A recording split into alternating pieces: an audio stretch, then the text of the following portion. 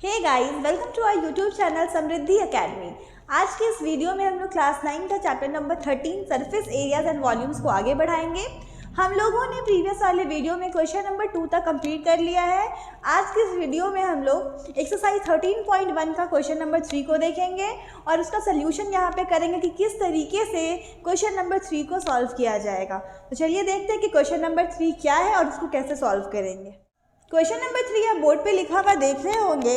The floor of a rectangular hall has a perimeter 250 metre. If the cost of painting the 4 walls at the rate of rupees 10 per meter square is rupees 15,000, find the height of the hall। तो यहाँ पे question में बोल रहा है कि एक हमारा रेक्टेंगुलर हॉल है जिसका कि फ्लोर यानी कि इसका जो बॉटम पार्ट है उसका हम लोगों को पेरीमीटर निकाल के दे दिया है 250 मीटर और कहा जा रहा है कि ये जो 4 वॉल है, ठीक है, 4 वॉल यानी कि आप जानते हैं लैटरल सरफेस एरिया, ये 4 वॉल पे जो पेंटिंग कराया गया है उसका कॉस्ट दे दिया है 15,000 रुपीज़। ठीक है, कितना कॉस्ट है? टोटल कॉस्ट है 15,000 रुपीज़ और 1 मीटर स्क्वायर पे कितना खर्च आ रहा है? 10 रुपये का खर्च आ रहा है, यानी 10 रुपीज़ पर मीटर स्क्वायर।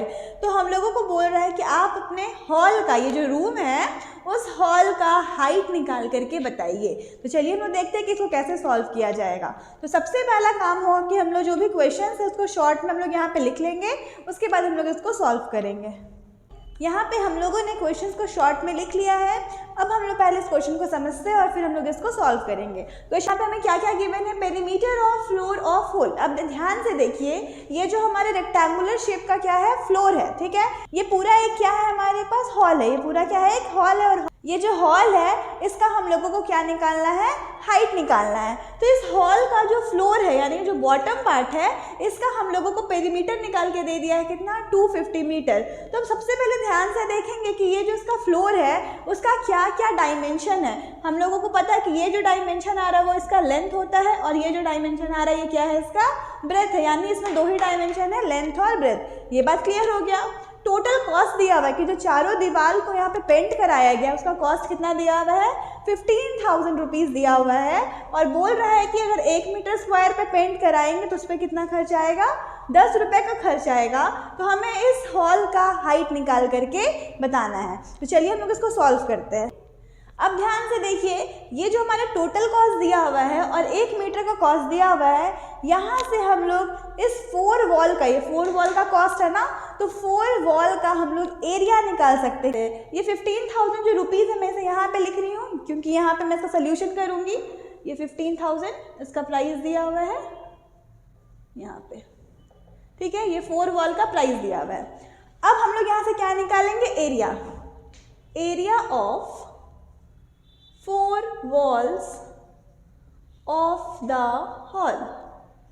अब ध्यान से देखिए, आपको क्वेश्चन में टोटल कॉस्ट दे दिया है और 1 मीटर स्क्वायर का भी आपको क्या दे दिया है? कॉस्ट दे दिया है। तो हम लोग यहाँ से एरिया कैसे निकालेंगे? तो हमारा जो टोटल कॉस्ट है 15,000, ठीक है, टोटल कॉस्ट कितना है? 15,000। इसमें अगर डिवाइड लगाया जाए 1 मीटर स्क्वायर के कॉस्ट से तो हमारा क्या निकल जाएगा? हॉल का एरिया निकल जाएगा। सिंपल सी बात है।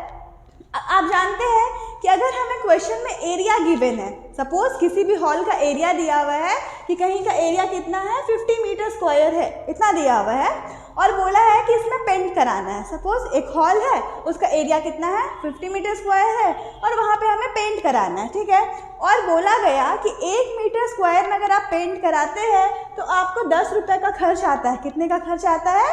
10 रुपये का खर्च आता है। तो आप क्या करेंगे पूरा कॉस्ट निकालने के लिए? इस एरिया को इस कॉस्ट से मल्टीप्लाई कर देंगे, यही काम करेंगे।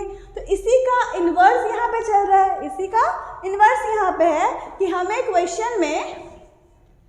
क्वेश्चन में टोटल कॉस्ट दे दिया है और हमें बोल रहा है कि आप एरिया निकाल लीजिए। जब टोटल कॉस्ट गिवन है, 1 मीटर स्क्वायर का कॉस्ट गिवन है, तो दोनों को डिवाइड करके हम लोग क्या कर लेंगे? यहाँ से एरिया निकाल लेंगे। तो इन दोनों को डिवाइड करके हम लोग यहाँ पे क्या निकाल लेंगे? एरिया निकाल लेंगे। यानी हमारा एरिया यहाँ पे कितना आ जाएगा? 1500 मीटर स्क्वायर हमारा क्या आ गया? एरिया आ गया। अब हमें हॉल का क्या मिल चुका है? एरिया मिल चुका है।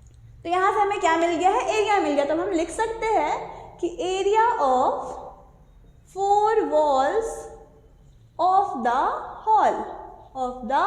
Hall is equal to 1500 metre square. ये हम लोगों को यहाँ से मिल गया।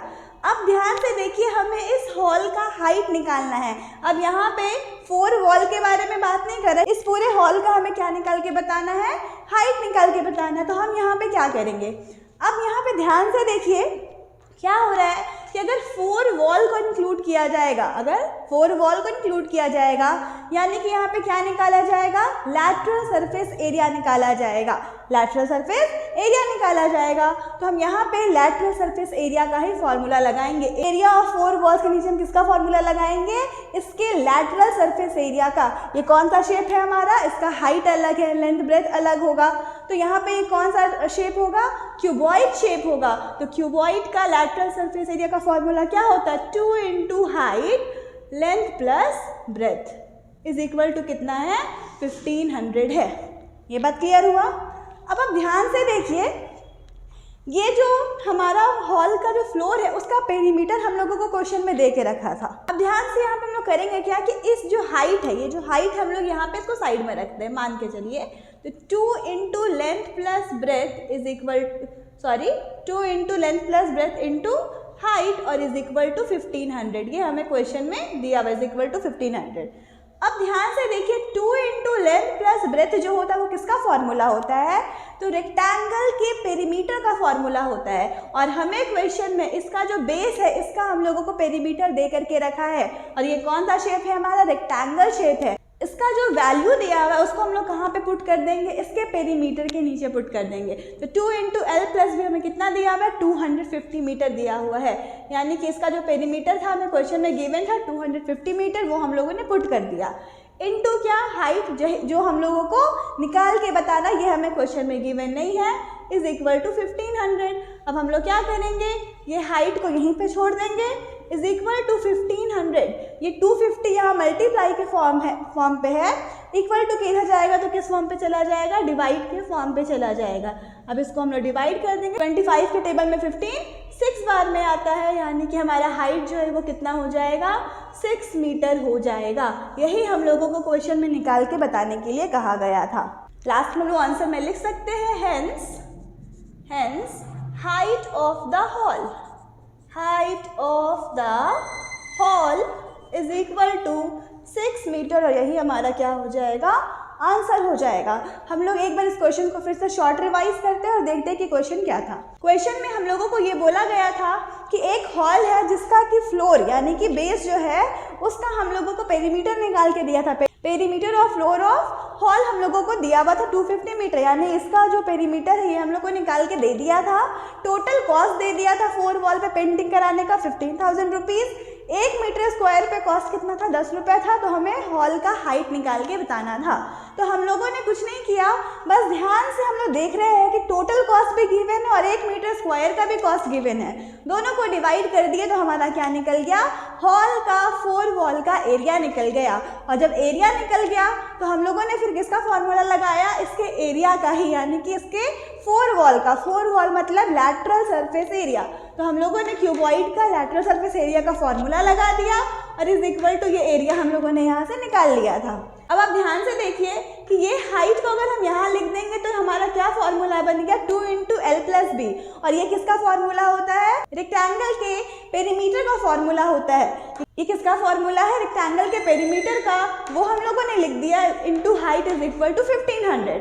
उसके बाद क्या हुआ कि हमें ये पेरीमीटर का वैल्यू क्वेश्चन में गिवन था, वो हम लोगों ने यहाँ पे पुट किया 250 into height is equal to 1500। और यहाँ से हम लोगों ने हाइट का वैल्यू निकाल के बता दिया। आई होप आपको ये वीडियो समझ में आया होगा और ये वीडियो अच्छा लगा होगा। तो आप मेरे इस चैनल के साथ जुड़े रहने के लिए मेरे इस चैनल को सब्सक्राइब करें। आपको यहाँ पे लाइन से सारा क्वेश्चन का सल्यूशन मिलते रहेगा। सारे क्वेश्चन को सल्यूशन पाने के लिए मेरे इस चैनल के साथ जुड़े रहे और मेरे इस वीडियो को लाइक करें और अपने फ्रेंड के साथ शेयर करें। Thank you.